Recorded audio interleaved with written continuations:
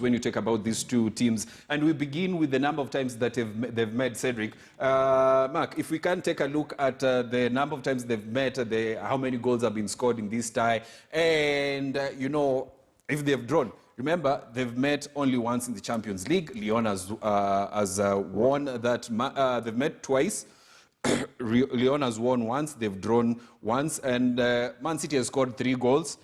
Lyon has scored 4 goals. So it's a side that you expect a lot of lots of goals to be scored in this tie. Mark, let's move on with let's go to the form guide. How they've been playing in the Champions League. For Manchester City, it's a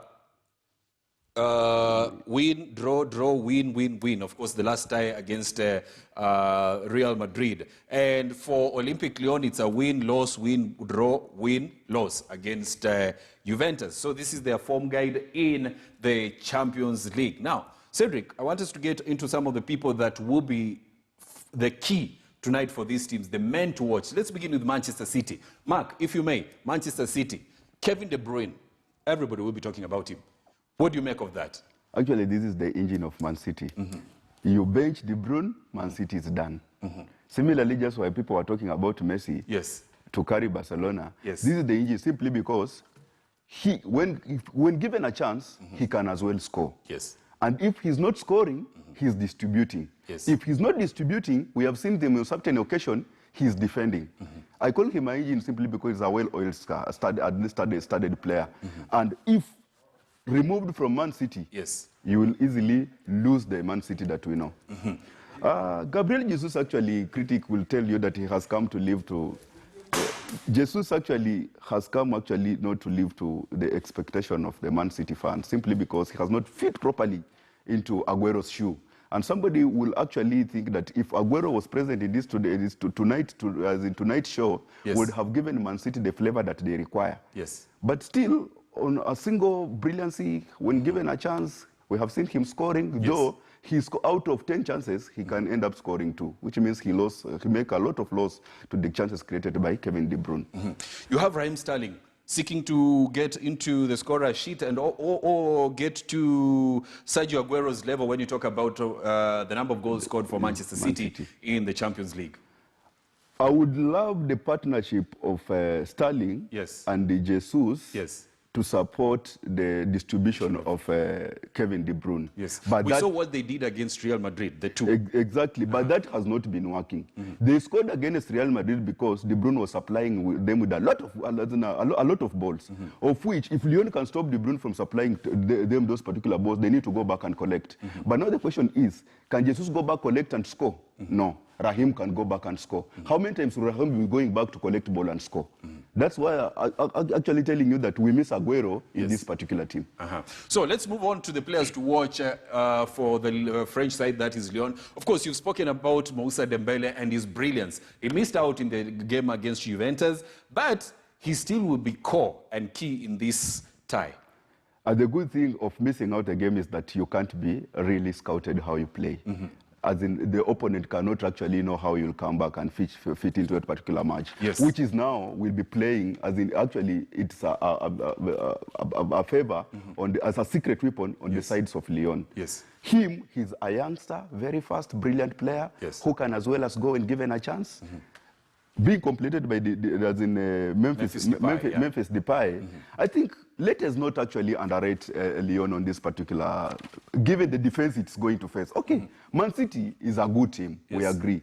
But is their defense that solid enough to stop them? The last time they met, Memphis Depay was actually a thorn in the Manchester City hill.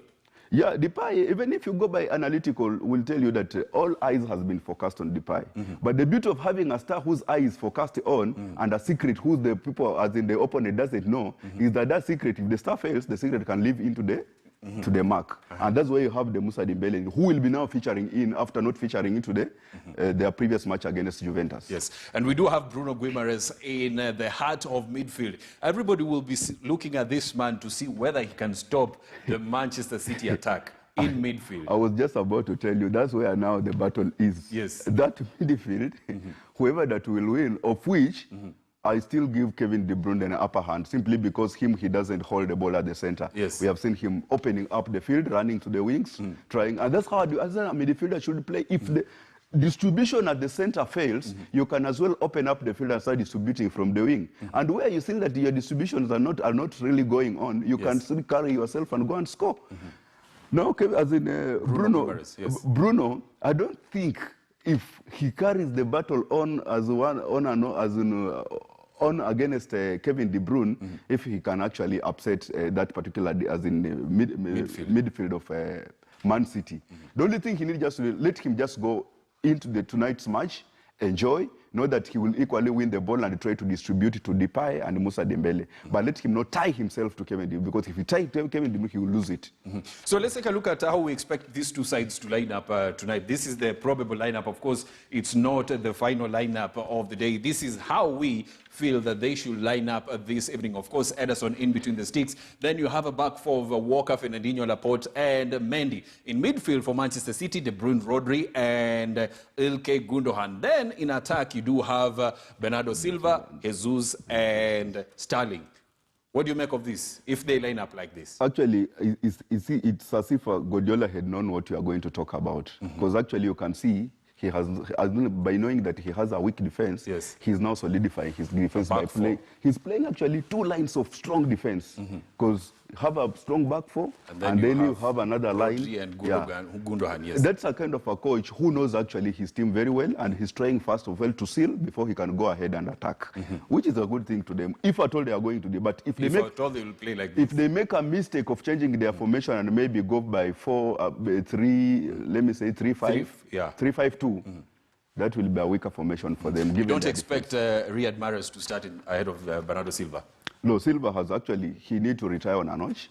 And I think mentally... No, Bernardo, not the other Silva. Oh, not Bernardo, but no, Bernardo Silva actually, compared to Riyad Mahrez, I think the mental strength, he's more stronger than Riyad Mahrez. Though Mahrez also would love to feature into the game, of which I know the Guardiola style will not let, will actually let everyone play. At some point, I know he will pull out some and maybe bring in, which is a good thing because every player needs actually to have the share of the match. So how do we expect Lyon to line up? Remember, this is our probable lineup. This is not the final lineup of the day. This is our probable lineup. Lopez in between the sticks. Then you have Denaya, Marcelo, and Macal. Then you have Dubois, you have Kakaret, Guimares, Owa, Cornet, and attacking Depay and Dembele. We were speaking before we came on set that this guy is the one who's going to have a very long evening. Simply because the attacking he need to stop the attacking prowess of Man City. And we all know that Man City attacking prowess similarly compared to Bayern Munich. You try, whom will you stop? You try to stop the other one comes from the other side. But now you see, even if this is to go the format that maybe they will have to adapt during the match, also, they are playing clever game simply because they're trying to stop Man City from the center, which is a good thing. If you stop a team at the midfield and you try now to, as in, launch your attack, you see, they're not really concentrated about who will attack. They just to play at the midfield, at the midfield, and they try to distribute. Manchester City the ball. Exactly. Which, if they manage the first 60 minutes, the first 60 minutes, actually, they can manage to stop Man City. Let's say at 60 minutes, they are still at a 0-0. Man City will face the wrath of panicking. So and at the moment they panic, they can easily lose the match. Who's winning tonight? Man City because of a favorite, but it's a tough match. It's a tough match. So let's take a look at the other quarterfinals matches that have been played and the results. Of course, PSG getting a 2-1 win against Atalanta.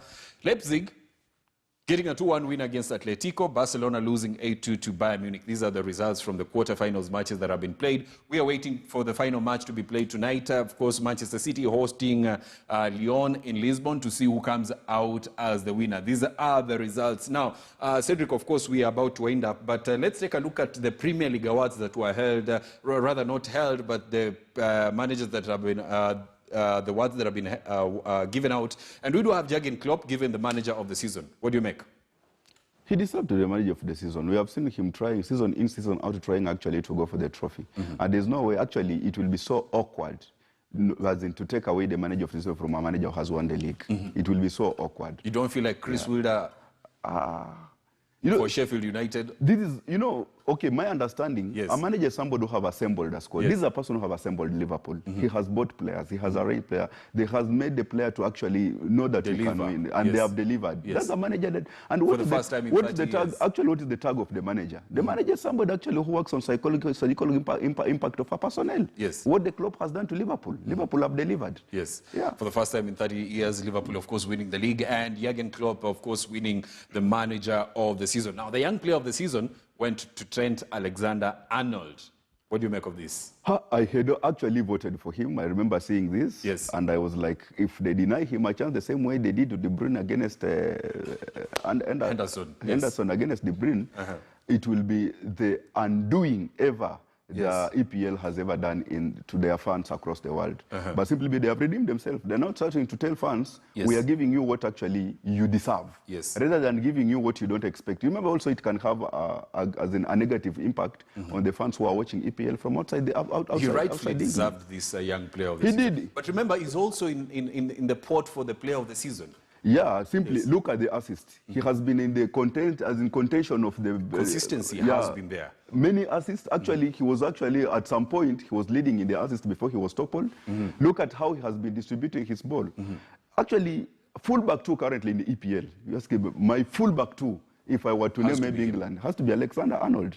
And he's given a chance on a dead balls. What has he been doing? We saw against Chelsea. Yeah, he has been scoring on dead balls. It's a good player who deserves to be given such and also, being that he's young, he needs such kind of motivation for him to grow his career, which has come at a very tender age. Of course, and also the goal of the season went to none other than Son Heung-min, the goal of the season, and this was his solo effort in the Premier League against Burnley, where he got to score in that tie. So he was given the goal of the season. What do you make of that solo effort, actually, because this was tough. It was tough to call. You could see all those goals were very nice. In fact, this season we had very nice curved goals. Before we went into this, Cedric, I showed you the goals, the goals that were nominated to be the goal of the season for December 2006. Can you compare it with this? No, you can't. You can't, simply because by then, players were imagining to score from a distance.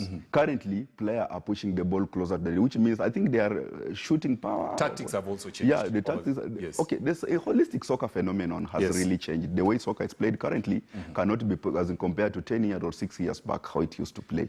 And that's the beauty of growing the skills and the technicality. But him, on this, it was so tough to call. That brilliance actually gave him an edge. And the brilliance we mean is like driving the ball a distance far away from and going to score. That was tremendous, and it stood out. No one did that. That's why he ended up. But scoring, we had seen tremendous goals. Well, of course, thanks a lot. That is Cedric Musumba giving us his thoughts and insights on the Champions League, the matches that were, rather the match that was played yesterday. Barcelona humiliated by Bayern Munich. 8-2 was the final score, and also telling us what to expect this evening as Olympic Lyon take on Manchester City in the final quarter-final of the day, and then we'll have to know